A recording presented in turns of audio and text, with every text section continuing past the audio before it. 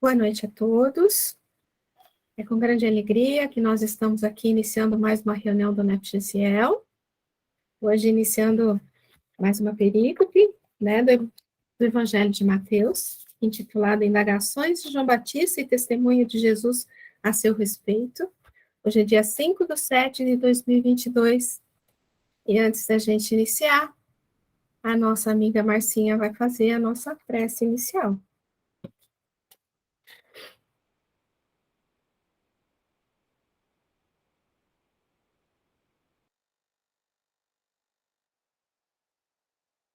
Desculpa. Agradecemos a equipe espiritual que se faz presente, aos bondosos amigos da espiritualidade maior que nos acompanham durante os nossos estudos. Pedimos que vocês nos amparem, nos iluminem para os estudos e as reflexões que faremos durante esta noite. Temos a certeza de que vocês estão sempre ao nosso lado, nos ajudando a evolução. Nos abençoe e nos proteja. E que assim seja, com a graça de Deus. Com a graça de Deus. Eu vou só projetar aqui, pera um instantico. Aí, peraí.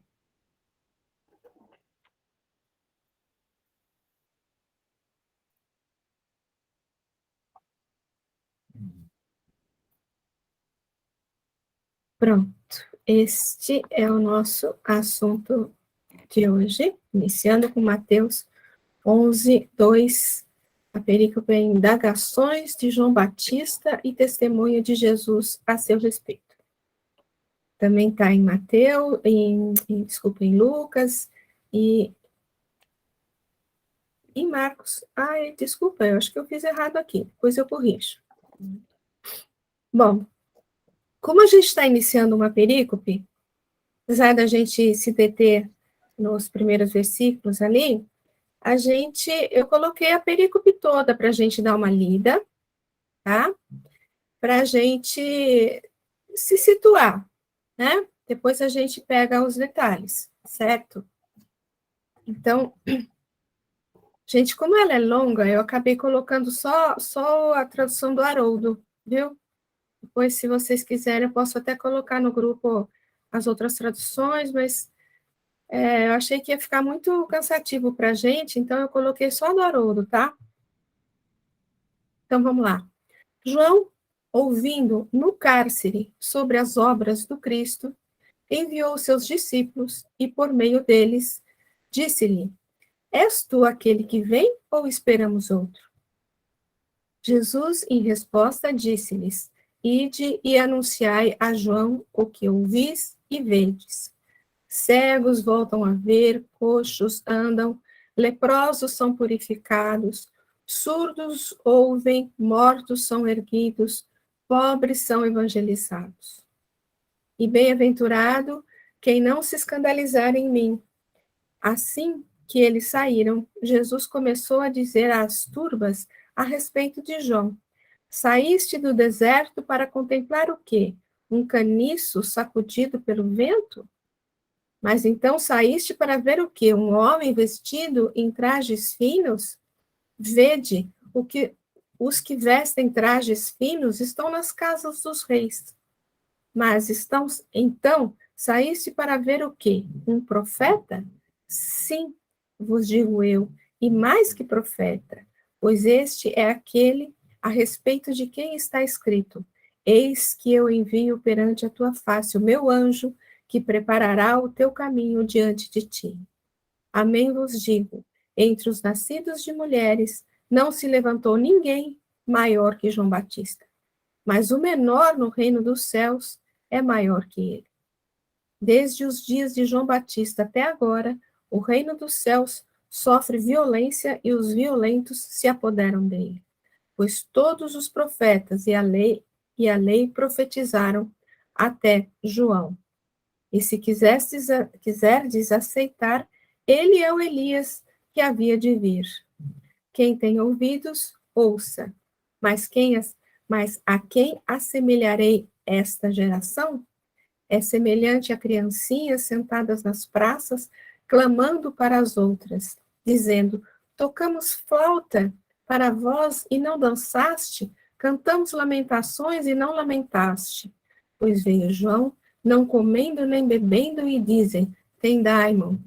Veio o Filho do Homem, comendo e bebendo, e dizem: eis um homem comilão e beberrão de vinho, amigo de publicanos e pecadores, mas a sabedoria foi justificada por suas obras. Então, voltando ao comecinho, né? O versículo 2. Eu pus o 2 e o 3 porque um é praticamente ligado com o outro, aí não tem, né? É como se fosse realmente a continuação da mesma frase, né? Então, eu coloquei os dois primeiros aí. João, ouvindo no cárcere sobre as obras do Cristo, enviou seus discípulos e, por meio deles, disse-lhe: és tu aquele que vem ou esperamos outro? Muito bem. Então, primeiro, alguém gostaria de fazer algum comentário a respeito disso? Que entende, o que pensa, o que lembra?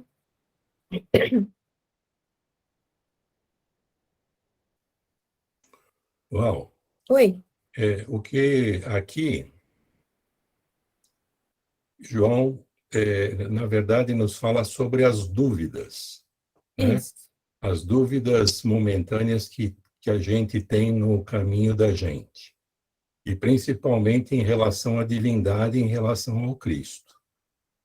E essas dúvidas, né, eu até dei uma olhadinha no Velho e no Novo Testamento, essas dúvidas aparecem várias vezes, né?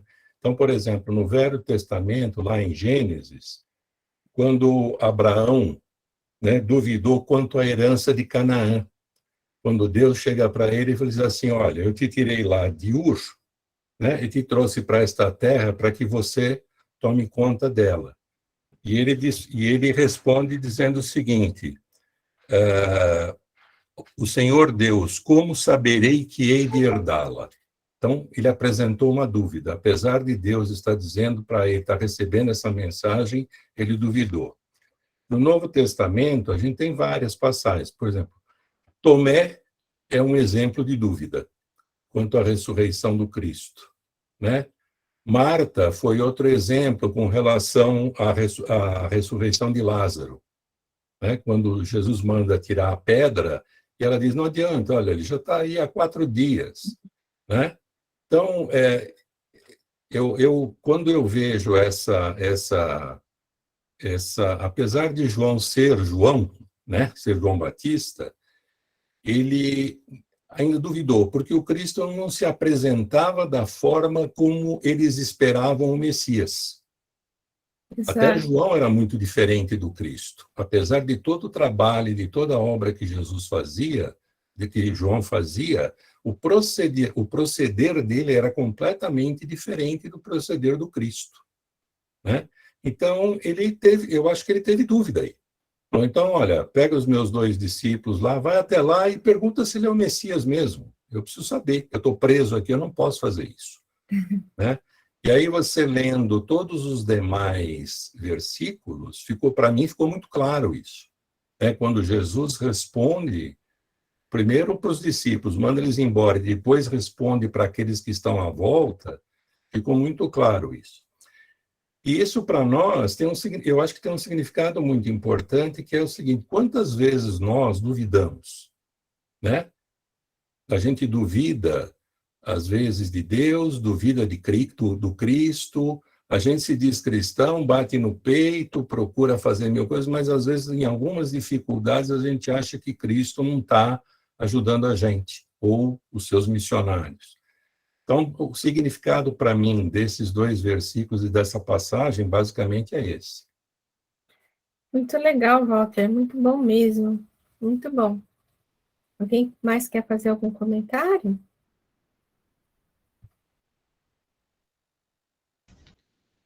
Se me permite, Val. Claro. Quando a gente vê o histórico, né, de João Batista,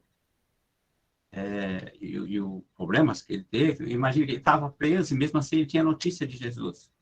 Porque até então, segundo os evangelistas, Jesus ainda não estaria, digamos assim, começado o seu trabalho de divulgação doutrinária, digamos assim. Né? Foi depois da trágica morte de João Batista. Mas, mesmo assim, o Walter está com um ponto muito interessante.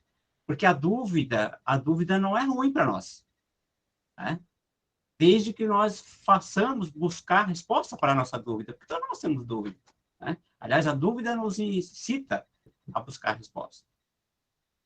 E Jesus, ele pega e enaltece João Batista. Né? Interessante isso. Dizendo, olha, o trabalho de João foi importante. Mas a partir de agora é o meu trabalho. Eu vou curar cegos, eu vou curar... Né? Interessante, ele enaltece o trabalho de João, né? E ali ele começa o trabalho dele. Isso é muito fantástico. E a dúvida, ela sempre deve nos trazer essa capacidade, como falta de estar. Eu tenho dúvida, tudo bem, mas eu tenho que buscar resposta para a minha dúvida. E Jesus falou isso. Né? Diz para ele quem eu sou. Mas ele também enaltece o trabalho de João Batista. Fantástico, realmente. Muito bom, Flávio. Muito bom mesmo. Alguém mais quer fazer algum comentário? Eu gostaria que vocês me ajudassem numa coisa. Essa passagem dele preso é anterior, então, ao batismo que ele faz depois do mestre no Rio? Não, é porque ele já estava preso, né? Não, mas lá no batismo ele não reconheceu o Cristo como sendo enviado? Exatamente, Nilce. Então, aqui está havendo... ele está querendo de novo provar que ele é o Cristo, então essa dúvida dele não chega a ser uma dúvida assim tão... como que eu posso falar? Ele queria realmente provar mais uma vez, porque se ele já tinha reconhecido Jesus ali no batismo, por que ele duvidou ainda? Na verdade, você tocou num ponto que quase que é o centro disso daqui. Porque, primeiro, porque tem vários pontos que a gente tem que entender aqui. O que era esse cárcere, né? A gente pega o cárcere, um cárcere, uma cadeia, uma salinha lá, tal. Mas, espiritualmente, o que seria esse cárcere? Né? E ele ouvindo, ele estava no cárcere, ele estava preso em alguma coisa, tá? Mas ele estava ouvindo as obras do Cristo. O Cristo já devia estar fazendo muitas coisas, curando, fazendo algumas coisas que ele ouviu falar, que Jesus estava falando. Jesus estava falando, né, fazendo, certo? E mesmo assim ele duvida. Por quê? Porque João Batista, apesar de ser um profeta, como disse o Walter, apesar de ser João, né, primo de Jesus, né, ele tinha um posicionamento que quase que batia igualzinho ao posicionamento de todos que esperavam aquele Messias guerreiro, queria empunhar uma espada e queria libertar o povo de Israel daquele domínio dos romanos, etc. Então, na verdade, João estava esperando também isso. Mas aí Jesus começa a falar que perdoai os seus inimigos, e falando todas essas coisas que a gente ouve falar no Evangelho, né? E ele fala, peraí, ele não vai lutar? Ele não vai guerrear com o povo aí? Não vai? Cadê o guerreiro que eu estava esperando?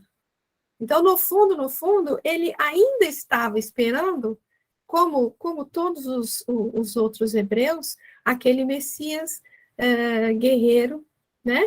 Queria empunhar uma espada e queria levantar uma guerra, uma revolução ali e libertar o povo na violência. Mas Jesus não veio para libertar o povo na violência, né? Ele veio para libertar o povo de outra maneira, né? Ele veio para mostrar um caminho diferente.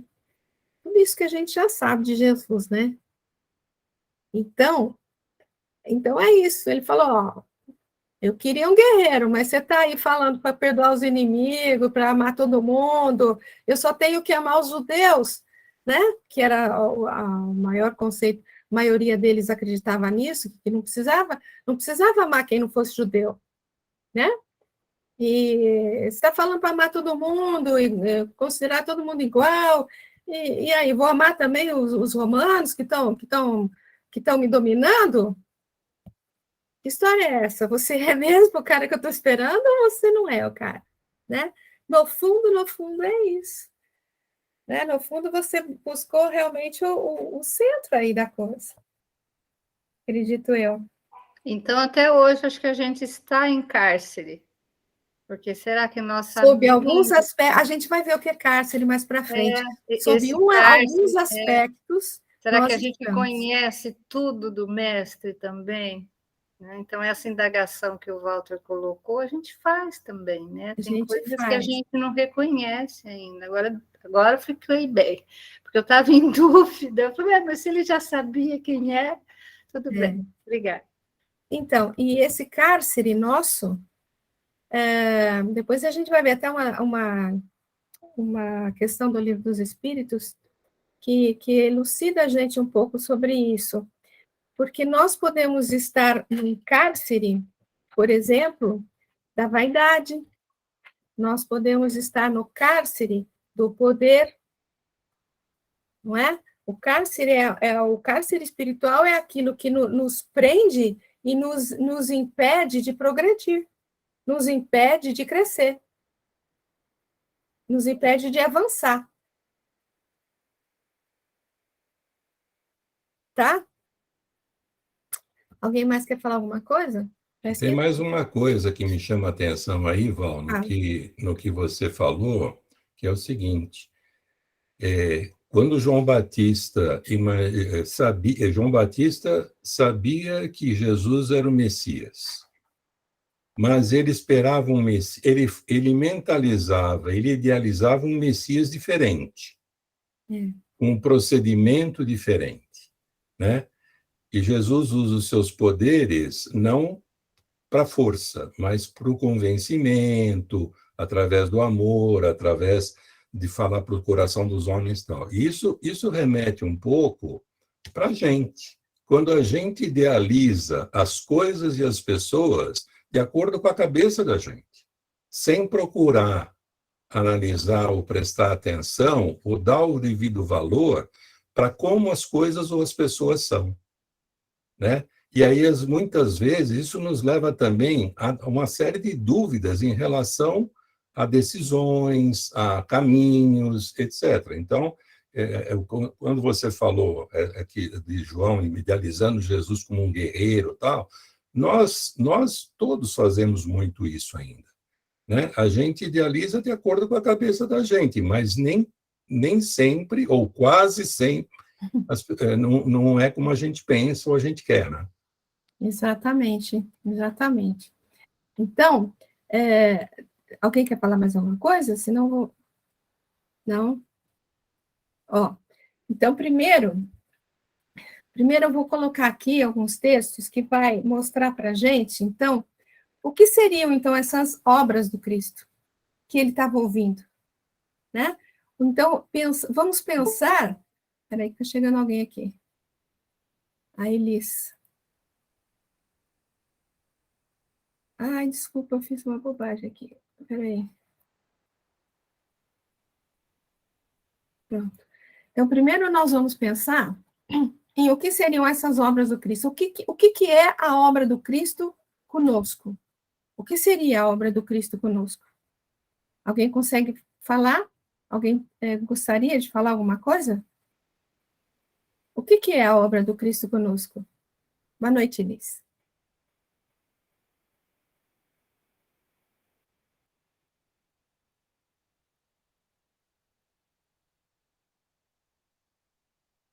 Cristo trabalha conosco. Como que ele trabalha conosco? Como que ele trabalha conosco?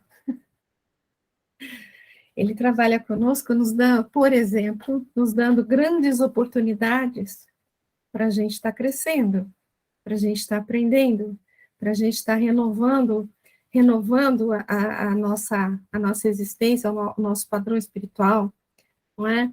Então, ele trabalha conosco,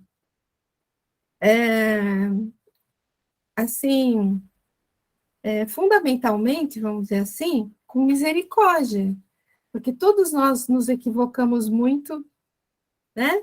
Alguns mais, outros menos, mas todos nos equivocamos de alguma forma, e mesmo assim, ele não desiste de nós, e ele nos dá novas oportunidades, novas encarnações, e está sempre mandando seus missionários para junto de nós, para nos orientar, não é isso? Então, a obra do Cristo, talvez a gente nem consiga dizer exatamente a dimensão dessa obra, né? Ela é grandiosa, obviamente, né? Mas eu peguei algumas coisas aqui para a gente pensar nisso, no que seria a obra do Cristo para conosco. Acho que a Zezé está chegando aqui. O que seria essa obra do Cristo para conosco, tá? Então, eu peguei esse texto que está no livro Nascer e Renascer, de Emmanuel, que o título é A Obra Maior.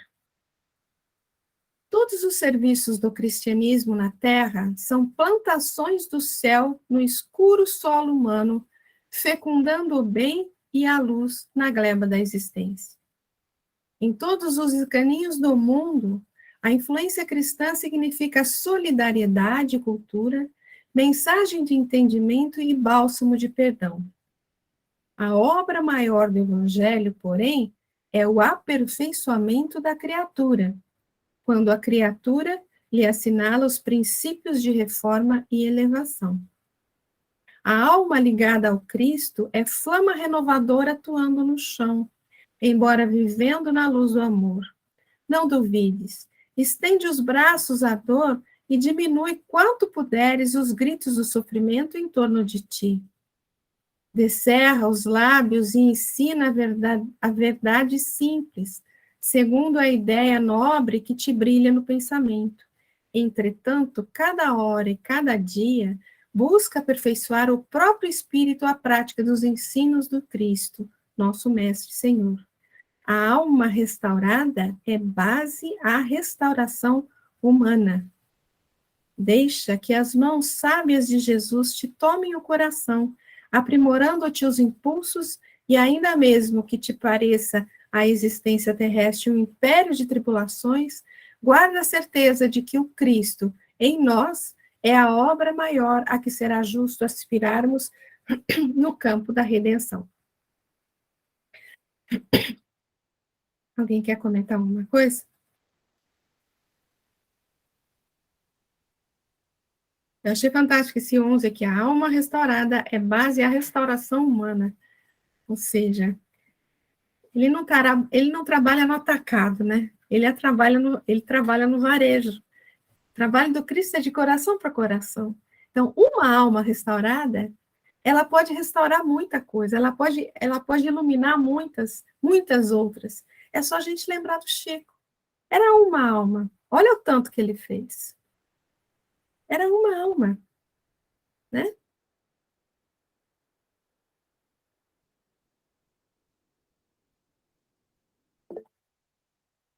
Pode falar, Flávio. Lá nos meus áureos, 17, 18 anos de juventude espírita, faz um tempinho já, quando eu lia as bem-aventuranças, ao mesmo tempo que eu me apaixonava por elas, eu não entendia o direito por que Jesus dizia que os bem-aventurados são os que sofrem, né? É o que buscam a justiça. Eu pensava, mas, puxa vida, por que eu vou ser feliz se eu estou sofrendo? Né? A gente não entende esse sofrimento que a doutrina espírita nos traz. Existe uma causa ao qual nos faz ter esse sofrimento momentâneo. O Emmanuel fala ali do bálsamo, né? Olha que maravilha esse bálsamo que é Evangelho de Jesus nos nossos corações, porque na verdade nós não somos perfeitos, né? Nós somos aí nossas tribulações do dia a dia. E a bem-aventurança, que para mim é uma das partes mais belas do Evangelho, aliás, não é à toa que já é lá no finalzinho, né, do trabalho de Jesus, quando ele fala sobre as bem-aventuranças, e que traz realmente esse buscar, né? Qual é a obra maior do Evangelho, como diz ali né, Emmanuel? É essa nossa reforma, é esse o nosso objetivo. Então, realmente, quando nós começamos a entender o sofrimento no prisma, como você disse, Odete, da questão da reencarnação, nós começamos a compreender a momentânea dor e a razão dela, né? Mas eu entendi o que o Emmanuel quis colocar. E outra coisa, só, Clarice, seguindo aí a sua onda, realmente, né, muitas vezes a gente não entende o sofrimento, né, como uma bênção, né? Mas a gente também tem que lembrar que o sofrimento não é a primeira opção do Cristo. A primeira opção do Cristo é a misericórdia, não é? Eu gosto sempre de citar o caso do pai do André Luiz, né? Que aprontou durante a vida, aí a gente pode imaginar, ele vai voltar, vai sofrer, por alguma razão ele vai ter que entender o que ele fez. Não, ele volta casado com a mesma esposa, não é isso? Tem aquelas garotas como filhas. Então, é sempre a misericórdia atuando. Boa noite, Zezé, e boa noite, Neto, que chegaram depois aí. Então, é sempre a misericórdia atuando, né, como opção principal, eu acredito, né? É sempre mais uma oportunidade para que aquele sentimento seja sublimado, para que aquele sentimento que estava meio doentio seja sublimado, não é? Então, por isso que seguindo aqui com relação à obra do Cristo, né, que a gente está vendo, a gente vai ver a questão da misericórdia. Tem 2 textos aqui sobre misericórdia, porque a misericórdia, eu acredito que é o instrumento fundamental da atuação dele conosco. Porque se ele fosse rígido conosco, só a gente ia estar sofrendo, todo mundo aqui ia estar desesperado aqui, né? Não ia dar nem para fazer a reunião do NEP. Não é? Ia ser uma coisa muito dolorosa para nós. Mas não, ele é misericordioso. Né? Tanto é que a última lei do Livro dos Espíritos é amor, justiça, esqueci, 3 coisas. Amor, justiça... Caridade. Mas aí eu sempre falo que a gente devia acrescentar ali, né, audaciosamente acrescentar a misericórdia do Cristo. Né? Porque os elementos que ele usa, né, para aplicar a justiça, muitas vezes não são assim desconhecidos, não são difíceis, a gente não visualiza esses parâmetros que ele usa para aplicar a justiça, né? Mas eu acredito que o parâmetro fundamental seja a misericórdia. Fala, Cleusa, querida. Oi. É porque, na realidade, a lei de Deus é lei de amor, né? Isso. A lei é amor. A gente se esquece muito disso, se esquece. Né? Eu acho que ainda está muito no olho por olho, dente por dente, ainda está muito presa à lei de Talião. A gente não consegue realmente amar como essa palavra pressupõe ser esse sentimento. A gente ainda é muito egoísta no amor, a gente quer muito estar pertinho, a gente quer muito posse, quer muito reter.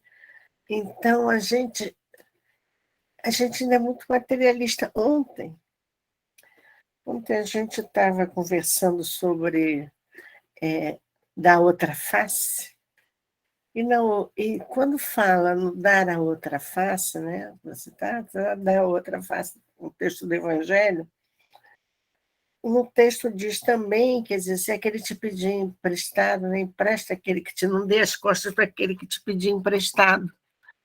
Então, nós paramos nesse pedacinho, gente, deu pano para manga. Porque a gente dar alguma coisa para alguém é muito fácil. Agora, empresta. Empresta para você dar. Pensa em emprestar alguma coisa para alguém, né? Seja lá o que for. Então, aí a gente já pensa 2 vezes, né? A gente já pensa, quem sabe vou emprestar assim, não vou. Porque a gente ainda é muito posse, né? Muito matéria ainda, muito. E aí não dá para entender essa lei de amor que é a lei de Deus. Ela é imensa, ela é imensa. Uma vez eu ouvi Gustavo Silveira dizendo assim, gente, a gente passa tudo isso só para aprender que amar. Na medida que a gente aprendeu a amar, acabou, não precisa mais nada disso. Né? Você já aprendeu a lição, está tudo resolvido. O mundo já vai estar lá perfeito. Mas, cara, conseguir chegar lá como é difícil. Então, eu acho que a gente não entende o que vocês estavam falando. Eu fiquei cabreira também. Na história, eu estava aqui pensando, espera aí, o João Batista batizou a ele. Eu estava aqui pensando, como é que é essa história? Mas a gente não entende, eu acho que Jesus, porque a gente não consegue ser. Porque eu acho que a gente ainda pensa Jesus de acordo com os nossos parâmetros. Sim. Né? Então, os nossos parâmetros eles são ainda egoísticos. Eles são muito, né? Muito aqui agora, muito materialistas. É isso Então, mesmo, Cleiton. a gente não entende, não consegue entender Jesus, não consegue. Eu acho, estou falando, eu não consigo, estou falando, a gente Não, não é só você, a né? gente tem aí o agente, né? A gente não consegue, mas eu estou me colocando. É isso aí. Eu estou falando de mim, eu não consigo entender, porque realmente a gente não consegue entender Chico, quanto mais Jesus. Não é? Vamos prosseguir aqui, ó. Vamos ver um pouquinho sobre a questão da misericórdia, porque esse texto ele fala que Jesus aplica a misericórdia conosco, mas nós temos que aprender também a aplicar a misericórdia com os outros que estão à nossa volta. Né? É mais ou menos isso que fala esse texto, quer ver?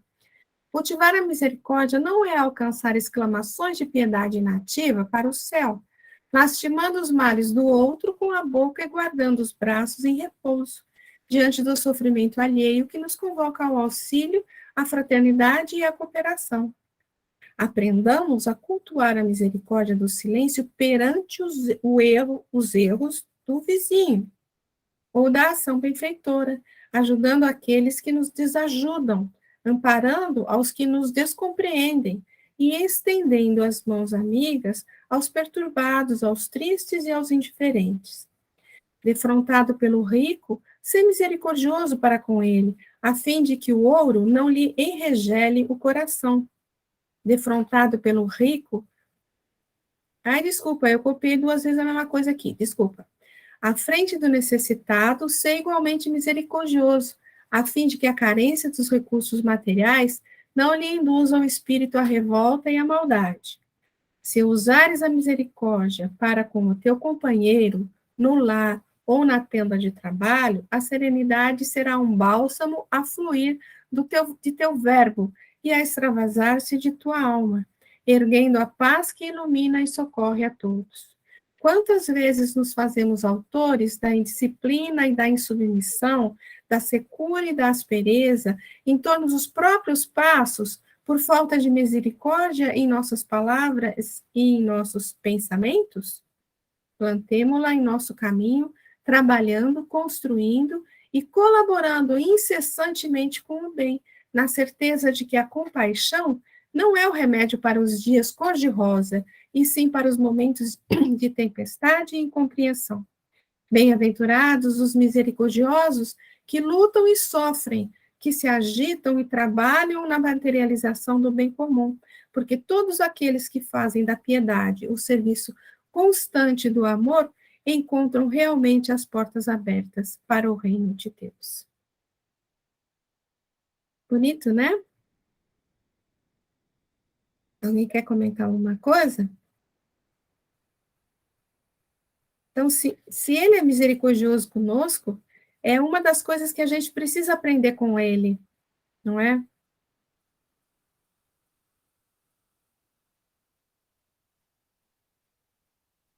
A misericórdia é um trabalho, né, Valdete? A Sim, misericórdia é um exercício. Como a Cleusa falou, nós temos dificuldade de compreender Jesus, mas nós temos a capacidade de assimilar o seu evangelho, dentro da capacidade de cada um de nós. Né? E onde é que nós vamos exercitar isso? No dia a dia. Eu sempre falo para o grupo que eu trabalho, dizendo que nós somos um ser individual dentro de uma coletividade. E é ali que nós vamos exercitar a misericórdia.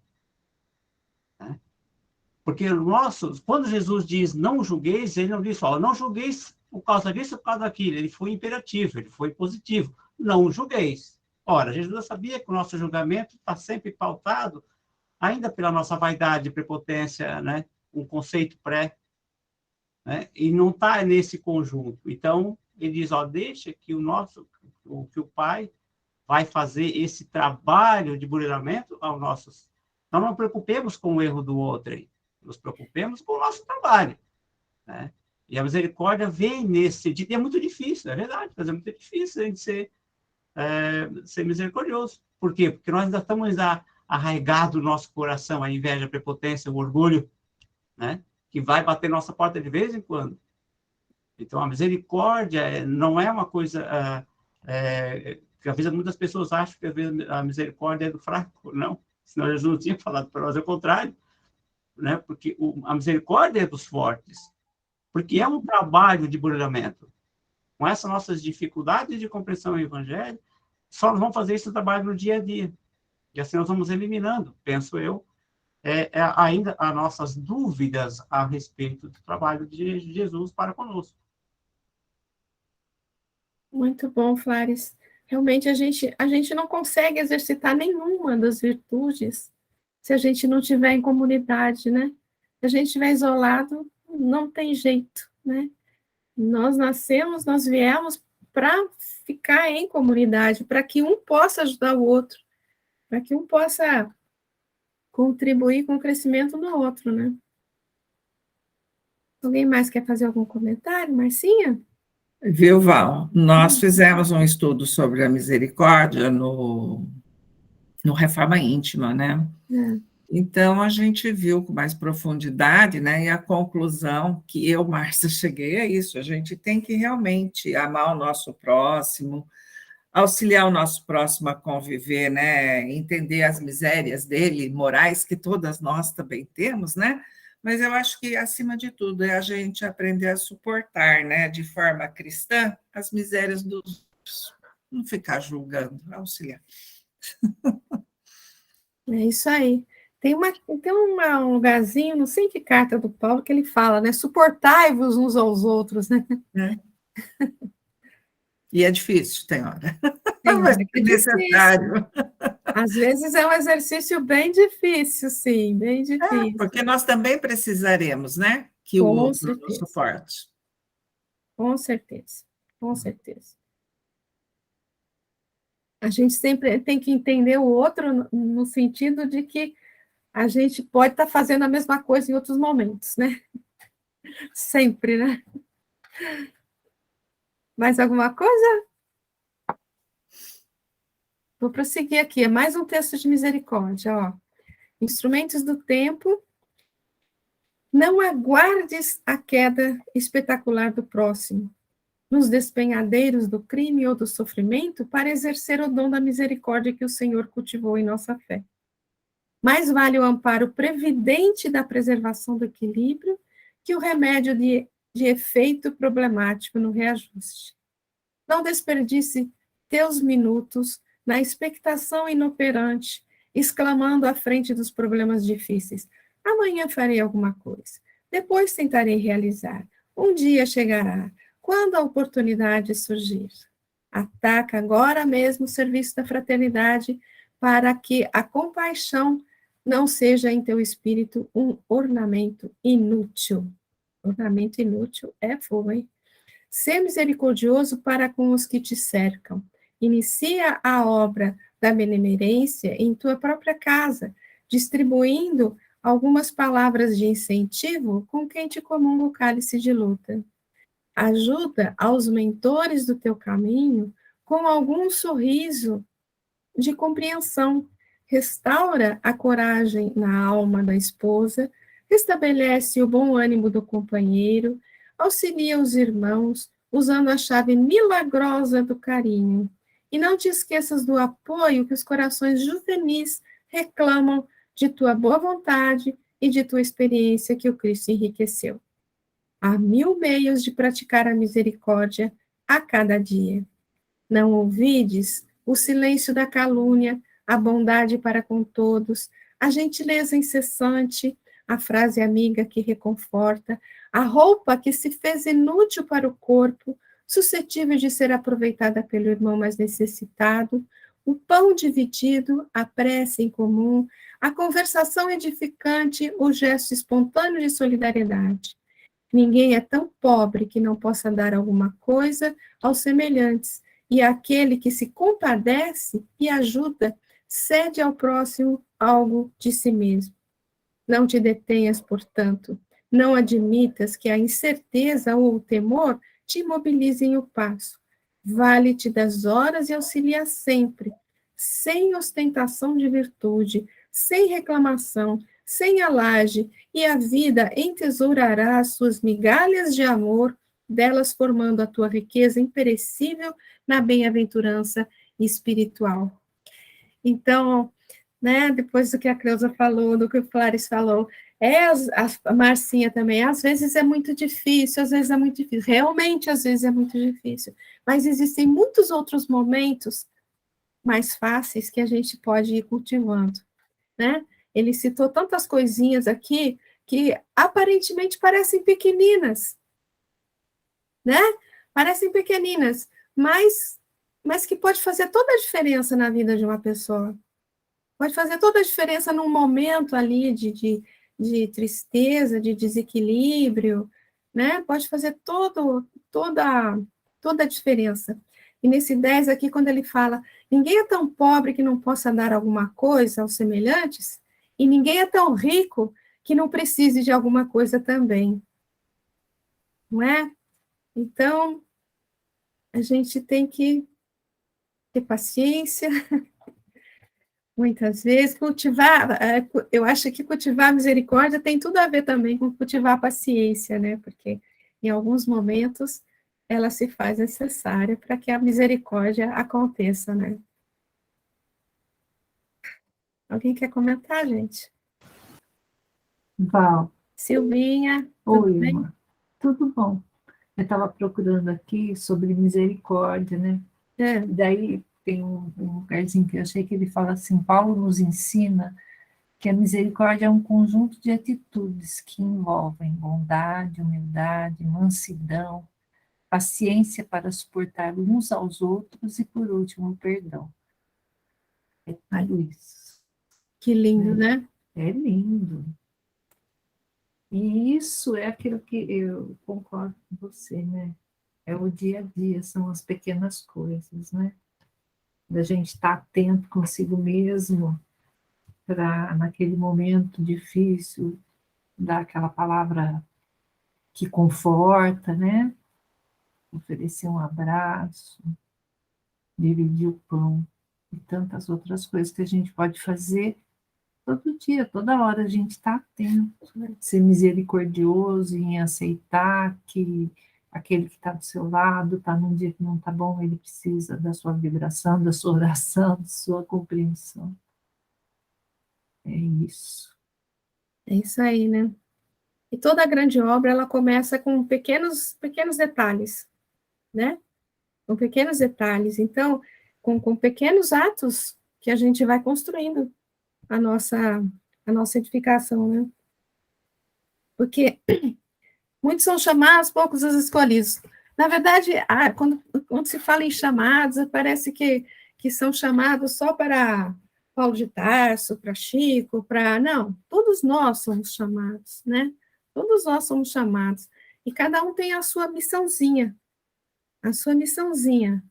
E então a gente não consegue fazer o que um Chico fez, o que um Paulo fez, o que um Simão Pedro fez, mas a gente consegue fazer aquilo que a Val faz todo dia, se é que ela faz alguma coisa, né?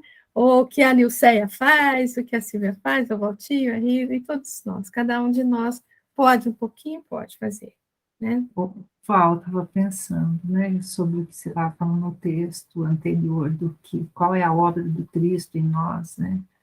Essa evangelização do ser, o colocar o Cristo no nosso pensamento, nos nossos atos. Isso. E a misericórdia, está tudo tão relacionado, né? A gente vai se evangelizando, vai conhecendo Jesus, vai entendendo e vai descobrindo a importância dessa mudança pequena que é a nossa grande obra. Sim. É a nossa grande obra. Exato. A nossa grande obra é essa, em nós mesmos. Você já pensou se cada um for tocado desse jeito? Né?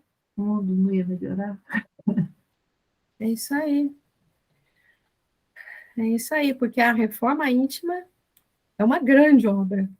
É uma grande obra, né? É uma obra gigantesca, diga-se de passagem. Para cada um de nós é. Então, ó, só mais um de misericórdia, gente. Do livro Tem de Bom Ânimo. Sede, pois, misericordiosos, como também vosso Pai é misericordioso.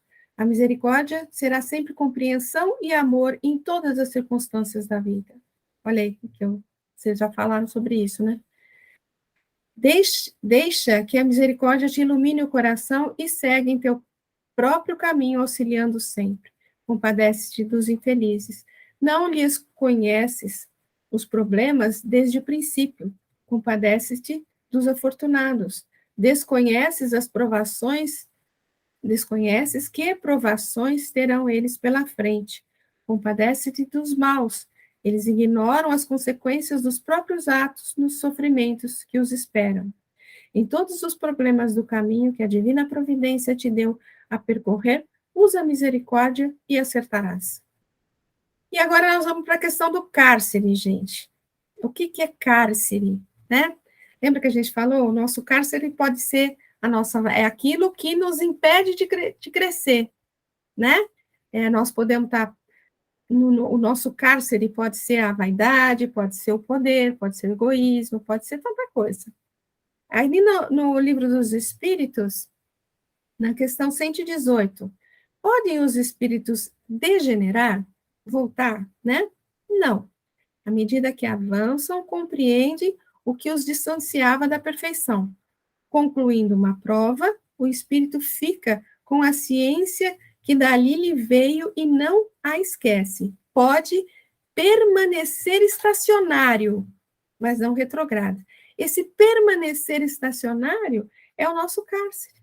Nós permanecemos estacionários no nosso orgulho, nós permanecemos estacionários na vaidade, nós permanecemos estacionários numa condição de poder, sei lá, de qualquer coisa, né? Então, esse que é o cárcere de cada um tem um cárcere, né? Cada um tem. E o que seria o cárcere de João Batista? O cárcere de João Batista era o rigor, a dureza, a falta de misericórdia. O cárcere, então, é quando você tem um defeito e não consegue percebê-lo.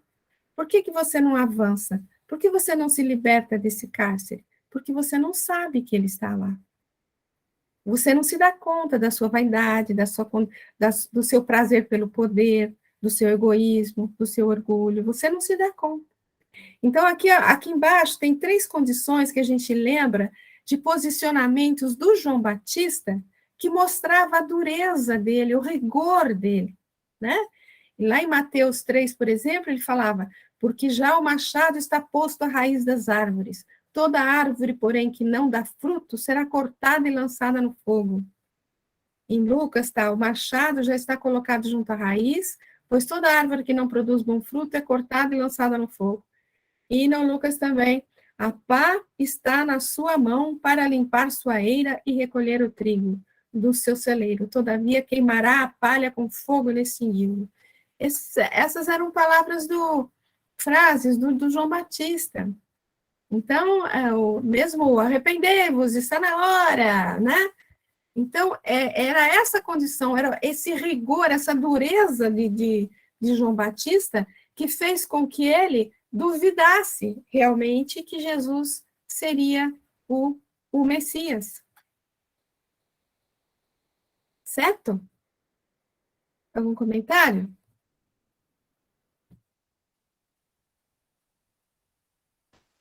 Val, para mim, se você falar cárcere e eu fechar os olhos, eu fico imaginando um lugar escuro, úmido, sem luz, com ar pesado. É esse o cárcere, né? Que sufoca o nosso coração. Isso.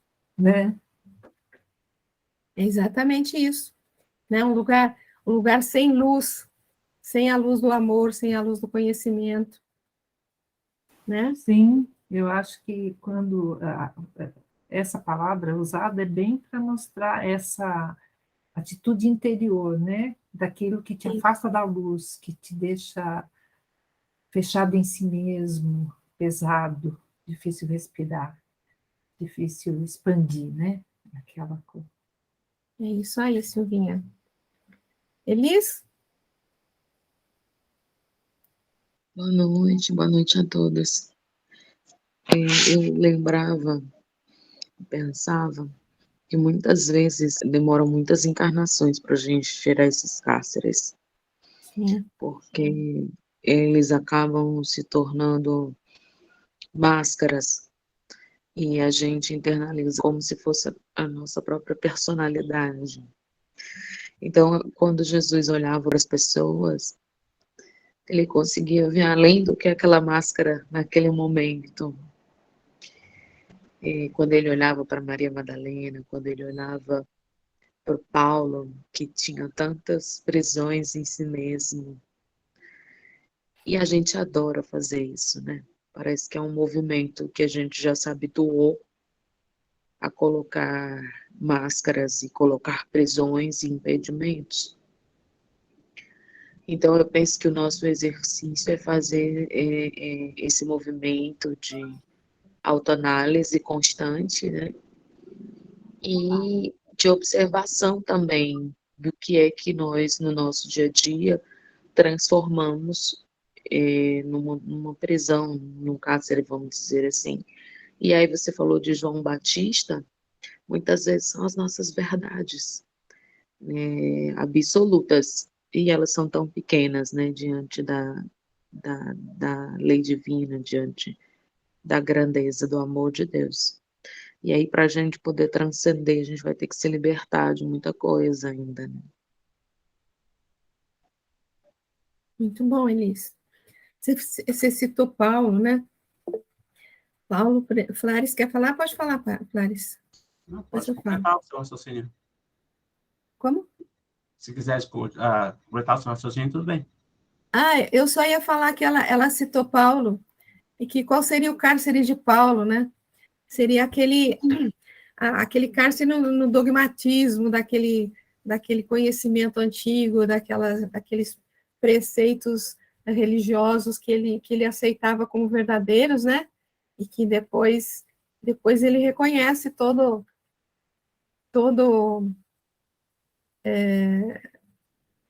reconhece toda a verdade, né? Reconhece o verdadeiro amor. Ele se sentia como uma pessoa totalmente correta, né? Segundo o que ele acreditava, ele era corretíssimo, né? Corretíssimo. Então, esse era o cárcere dele. Era só isso, Flávio, pode falar. Lembrando dessa metáfora, dessa analogia, né, do cárcere, eu lembro uma passagem muito bonita do Evangelho, quando Jesus convida o rico a segui-lo. Abandone tudo e me segues. Exatamente. Ele diz, eu não posso fazer isso. Né? Olha o convite de Jesus para ele, usando essa metáfora da analogia do cárcere. Jesus queria que ele saísse do cárcere. Exatamente. Porque ele não era feliz. E muitos irmãos nossos, né, do cristão, têm dificuldade de compreender essa passagem do Evangelho. Muitos levam ao pé da letra, dando a entender que você tem que ser pobre para ser feliz. Mas Jesus não estava dizendo para que ele abandonasse sua riqueza. Né? Jesus estava Exatamente. convidando ele para se libertar. Segue-me. E faça da sua fortuna uma beleza, que faça a sua riqueza a ajudar os outros. Era isso que Jesus queria que ele... E ele não compreendeu. Ele estava preparado, usando, né, a analogia do cárcere. O Evangelho é maravilhoso, a gente, né, ver esse conjunto, porque o Evangelho é uma sequência. Né? O Evangelho de Jesus, ele é uma sequência, ele é didático. Né? Jesus era maravilhoso, era um didático por excelência, o nosso maior pedagogo. Né? E as pessoas não entendiam, e usando essa lembrança que vocês colocaram, eu estou aqui imaginando qual o meu cárcere, quantos cárceres eu ainda tenho, né? Para a gente acordar, né? E aceitar o convite de Jesus. Né? Cada um nós temos a nossa capacidade de segui-lo, dentro da nossa capacidade, com certeza. Ele falou que a gente era capaz, né? E seremos, com certeza. Realmente, né, a gente identificar é uma reflexão complicada até para a gente fazer, né? Tem que ter muita coragem para identificar todos os nossos cárceres, mas necessária, né? Se a gente quiser se libertar e crescer, né? Elis? Só uma lembrança de Paulo, né? Quando também você falou de cárcere, eu lembrei de prisão, de prisioneiro, né? Como você me colocou. E eu lembrei quando Paulo foi para Roma, né? Ele queria tanto ir para Roma, para pregar o evangelho. E às vezes a gente faz isso na vida. A gente quer tanto uma coisa, e aí Jesus olha para ele e diz: você vai para Roma, mas você vai preso. Mas não do jeito que Então, você quer, né? sim, ele teve um cárcere imposto.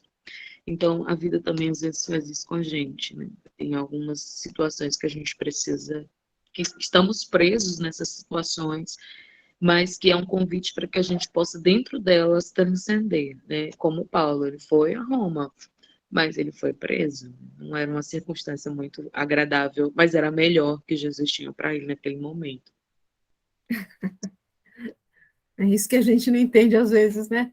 Que vem aquela coisa complicada e assim, pela doutrina a gente sabe que é o melhor que deveria vir para nós, mas a gente normalmente a gente não aceita, né? A gente não gostaria de estar naquela situação. Mas, seguinte, o Flares falou, né? Estou aqui procurando quais são os meus cárceres. Eu acho que todos nós deveríamos procurar. E depois de identificá-lo, o que a gente faz, né? O que a gente faz? Aí o Kardec nos ajuda. Lá no capítulo 28, que tem preces, tem uma prece, ó, para pedir a corrigenda de um defeito. Todas as preces. Então, depois que você identifica o seu cárcere, veja aqui, ó, preserva-me do orgulho que me poderia impedir de perceber os meus defeitos e dos maus espíritos que me possam incitar a perseverar neles. Entre as minhas imperfeições, reconheço que sou particularmente propenso a... Completem com o que vocês encontrarem dentro de vocês, né? E se não resisto a esse pendor, é porque contraí o hábito de a ele ceder. São o meu pecado original de que me posso libertar pela ação da minha vontade e com a ajuda dos espíritos bons.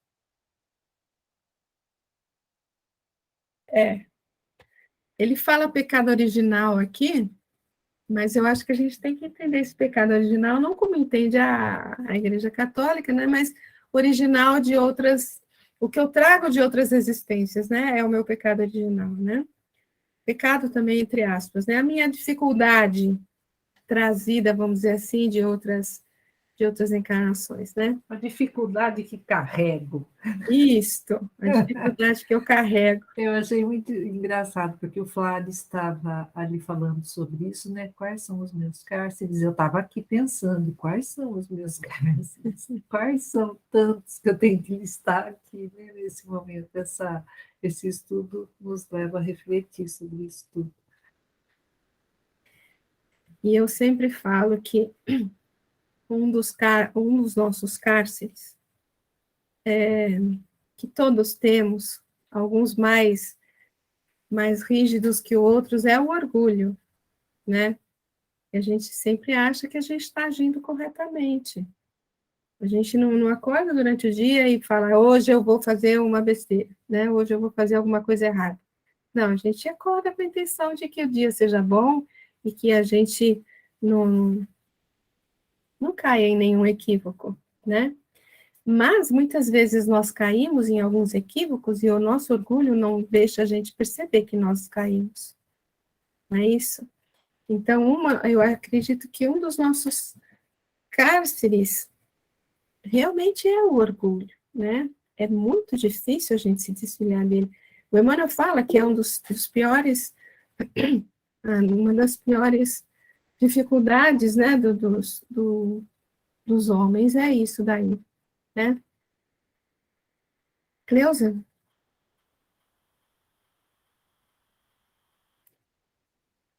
Você está sem som, querida. Oh, meu Deus, sempre esqueço o som. Desde o início eu estou pensando aqui nos cárceres que todos nós temos, do porquê que a gente tem esses cárceres, né? Você falou agora desse exemplo do orgulho.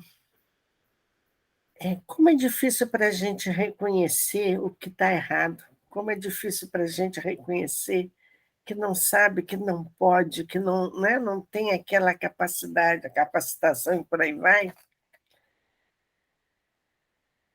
Porque, na realidade, o que eu estava vendo aqui é a necessidade do cárcere na vida da gente.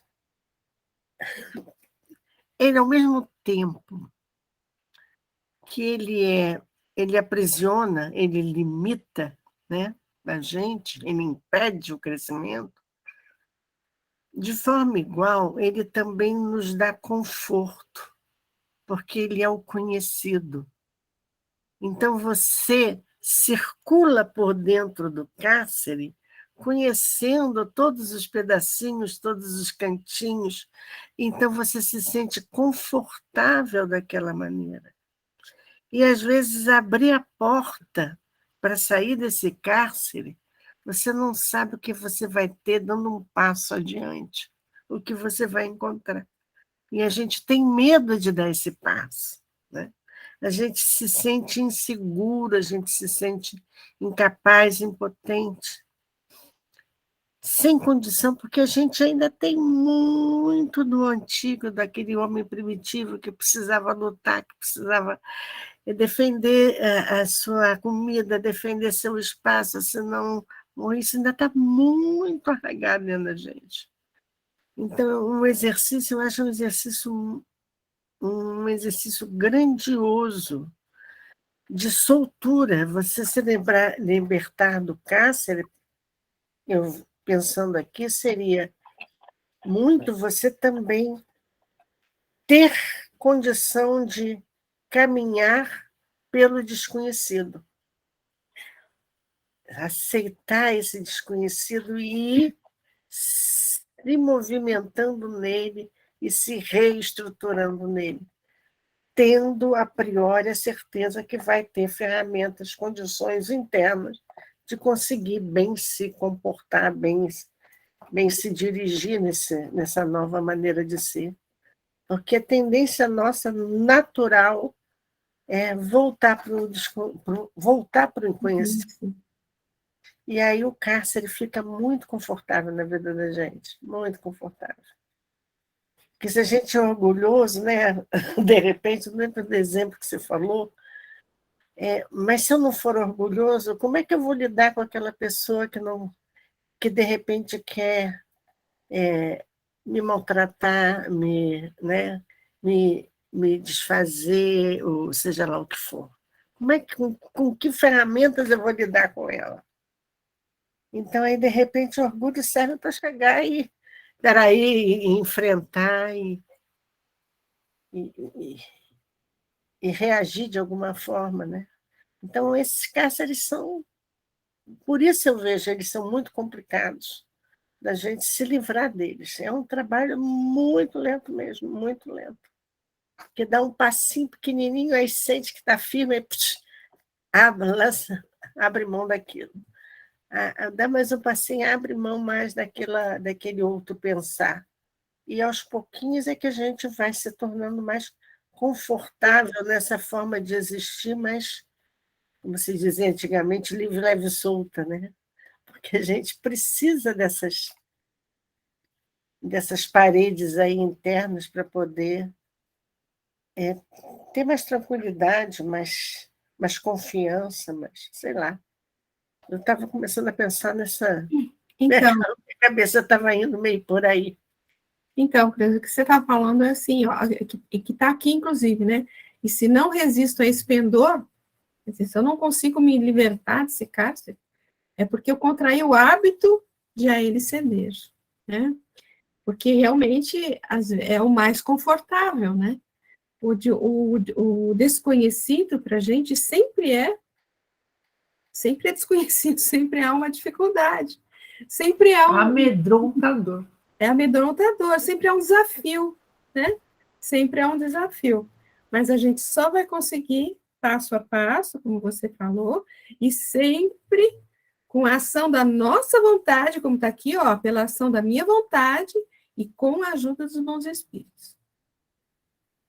Então, por isso que Kardec coloca essa prece, né? Eu não coloquei a prece toda, né? Eu coloquei só um pedacinho da prece, mas acho que todos conhecem, né? Todos conhecem essa prece. Alguém quer fazer mais algum comentário? A cada reencarnação, nós podemos estar tendo a misericórdia divina de zerarmos esse hábito contraído, né, para vir com esquecimento, para a gente ver se não cai no mesmo erro. Porque realmente o vício, né, vem de um hábito repetido, e é muito difícil a gente olhar para Deus como misericordioso se a gente não consegue ser. Então, como que eu vou reconhecer no outro aquilo que eu não tenho? Cada reencarnação é uma liberdade de um cárcere anterior. Acho que dá para pensar um pouco assim também, né, Val? Sim, também. A gente vem com a oportunidade, graças à misericórdia do esquecimento, como você falou, né? Com mais uma oportunidade para, se não se libertar, pelo menos abrir uma portinha, uma janelinha, né? Para começar a visualizar um novo caminho, não é verdade? Porque, realmente, e se você pensar em João Batista, por exemplo, João Batista, a gente sabe que foi o Elias, né? Que teve aquela passagem onde ele desafiou lá os sacerdotes de Baal, e que depois daquele evento, ele mandou degolar, parece que 400 sacerdotes, não é isso? Então, o que ele tinha naquela época? A rigidez, a dureza, a falta de misericórdia, como a gente comentou anteriormente. E ele veio para essa encarnação ainda trazendo um pouco dessas tendências, dessa dureza, dessa rigidez, dessa falta de misericórdia. Né? Será que não foi por isso que ele fez essa questão? Exatamente. Exatamente. Tem tudo a ver, porque se coloca bem. Primeiro, Jesus se apresenta para ser batizado. Ele fica meio desconfiado, mas ele batiza, não é? Ele era uma pessoa que questionava. Daí passou algum tempo. E cadê aquele que veio trazer essa... Fazer o que eu imaginei, eu pensando, né? Ele deve estar pensando assim, como ele ainda não fez tudo o que ele falou? Então, é isso que a gente comentou no início, né?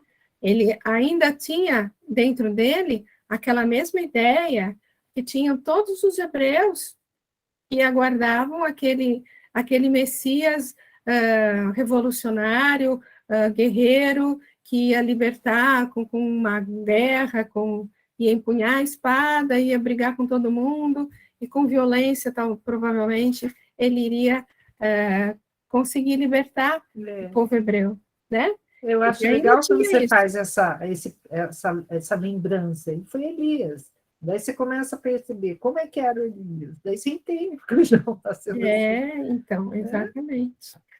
Exatamente. Pessoal, acho que tem mais um texto aqui. Na rota evolutiva. Falando dessa nossa trajetória, né, de ir nos libertando dos nossos cárceres, né? Então, vai lá. O espírito jamais retrocede na viagem da evolução. Como já vimos, né, aquela questão do livro dos espíritos. No entanto, muitas vezes, embora não perca, na essência, os tesouros adquiridos no campo da inteligência... Espera um pouquinho, gente. Eu vou ler de novo. No entanto, muitas vezes, embora não perca, na essência, os tesouros adquiridos no campo da inteligência, o viajor da imortalidade, que somos nós, né, é compelido a paradas necessárias ao justo refazimento, sempre que moralmente se envolva em compromissos escusos perante a justiça da vida. Semelhante imperativo da regeneração, na senda do progresso, determina dificuldades e inibições no plano da forma, em que somos habitualmente internados, para essa ou aquela reparação no plano físico. É assim que o malfeitor genial, não obstante trazer consigo o acervo da própria cultura devidamente arquivado, volta ao corpo enfermiço, quase sempre para sanar na idiotia os desequilíbrios com que se fez o empreiteiro da delinquência. E é ainda aí que todos nós, apesar de conservarmos intactos dentro do cérebro e do coração os nossos valores íntimos, sem quebra de qualquer dos recursos que possuímos, padecemos na terra a incursão de moléstias difíceis, tanto quanto o domínio de circunstâncias constrangedoras a nos asfixiarem as melhores aspirações, pagando através do vaso físico atormentado os erros conscientemente cometidos no pretérito próximo ou remoto, perante a lei de amor que nos governa os caminhos. Lembremo-nos de que o presidiário, por trás da grade que lhe desfigura o semblante, não perde a riqueza da instrução ou do ideal, da sensibilidade ou da memória, não obstante indicado a sentença que o segrega no reajuste preciso. E sabendo que cada um de nós é o arquiteto do próprio... É o arquiteto do próprio destino, saibamos afeiçoar-nos ao serviço incessante do bem, porque todo bem é degrau de ascensão para o alto, arrebatando-nos do império da sombra para a bênção da luz. Aí acabou.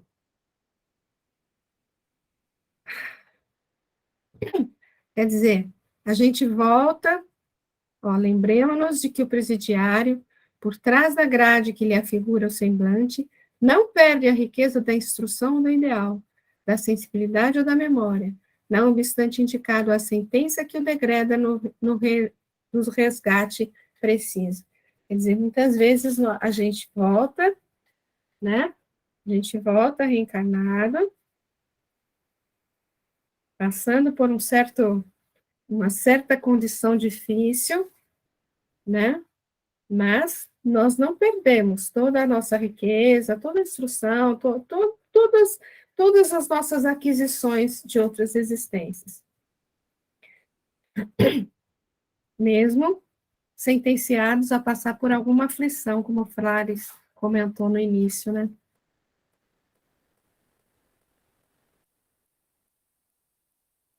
E nós somos o arquiteto do nosso próprio destino. Somos herdeiros de nós mesmos. E aí? O que mais? O que vocês querem falar aí? Deixa eu voltar aqui.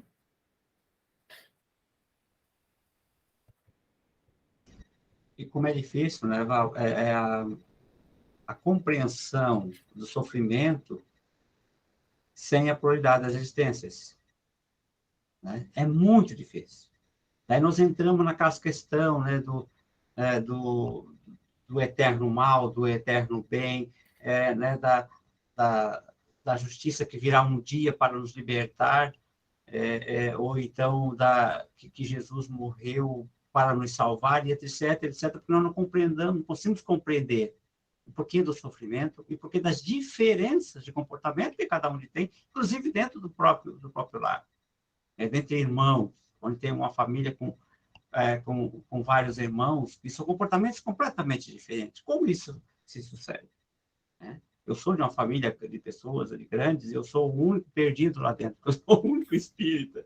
Né? Eu sempre brinco com elas, porque quando dá um problema, né, eles vêm me perguntar para mim qual a opinião da doutrina, né? Qual é a responsabilidade. Mas sem a reencarnação, a gente fica muito, eu posso até afirmar aqui, pelo menos na minha compreensão, nós acabamos cometendo grandes erros de compreensão do próprio Evangelho.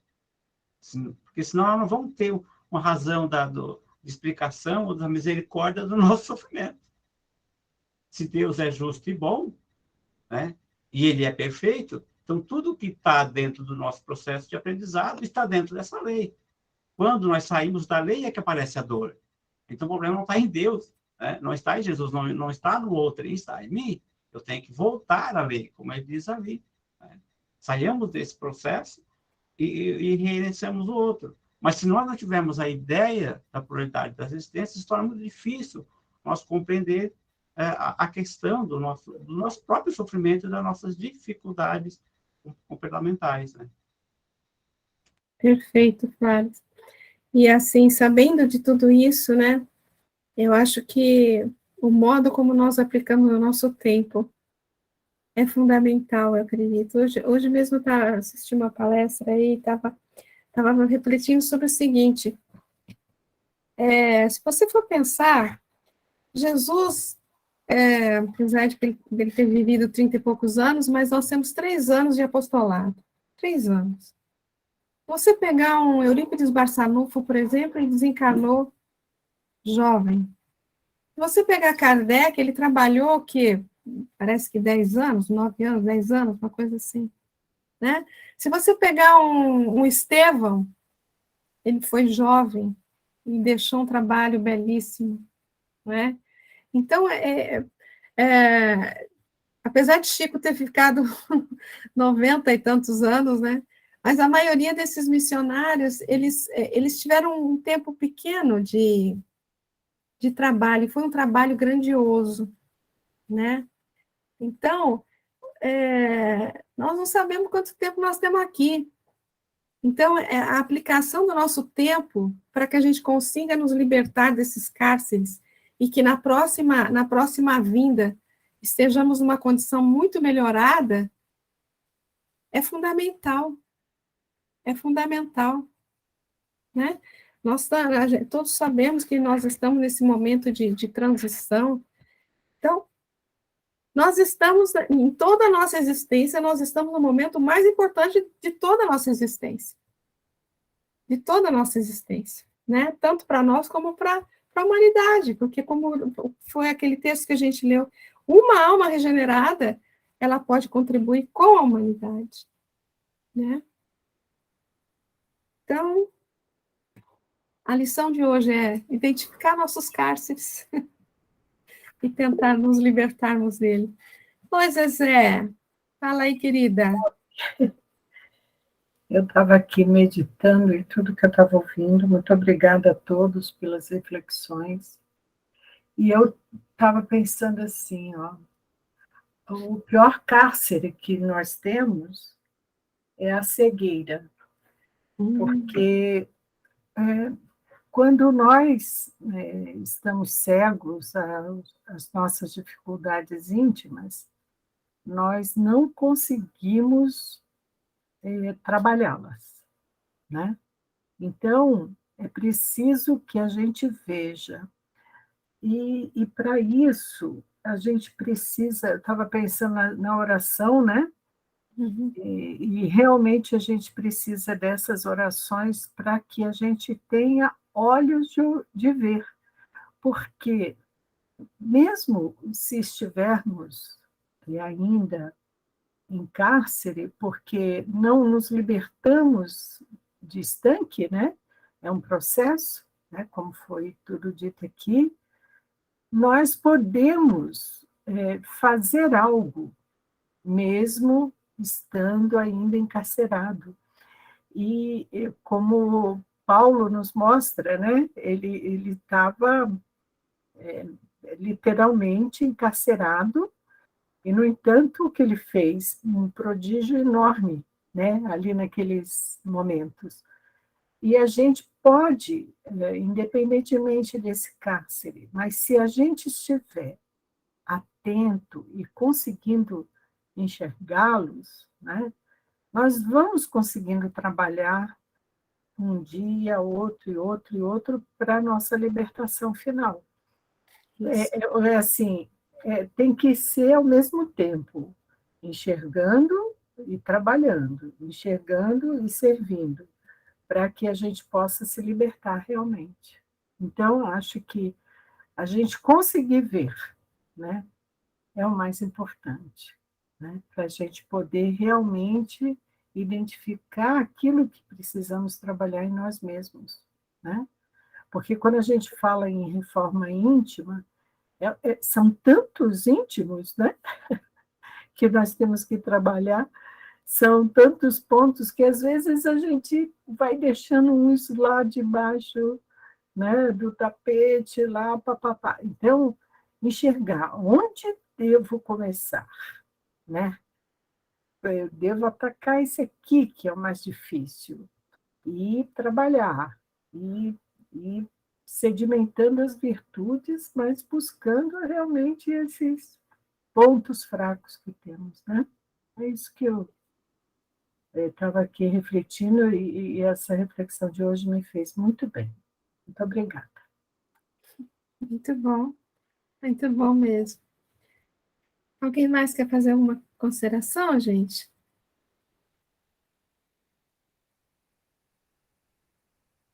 Não? Neto? Olá, gente, boa noite. Boa noite, querido. Só dizer que o meu cárcere desta noite foi ficar calado.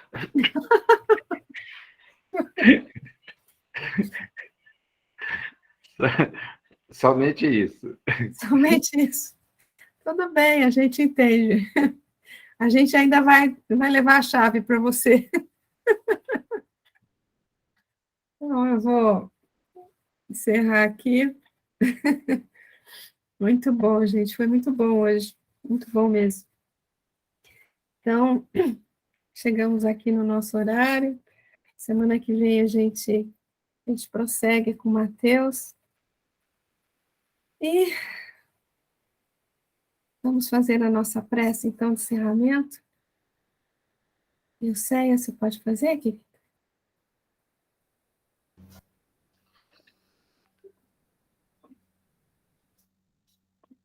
Somos gratos, ó Jesus, a todos os ensinamentos da noite de hoje, a partir do momento em que reconhecemos os nossos equívocos, os cárceres voluntários a que nos acostumamos, pedimos ainda a Deus a misericórdia de nos ajudar para que possamos ainda nessa existência recomeçarmos e reconstruirmos a nossa história, libertando-nos, permitindo a felicidade nossa e a daquele próximo que conosco convive.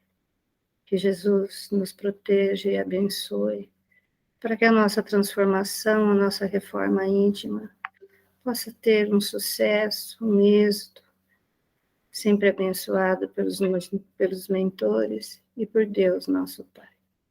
Assim seja. Assim seja. Então, obrigada a todos. E se Deus assim o permitir, estaremos aqui semana que vem. Tchau. Boa noite. Tchau, Boa tchau. noite. Tchau, tchau.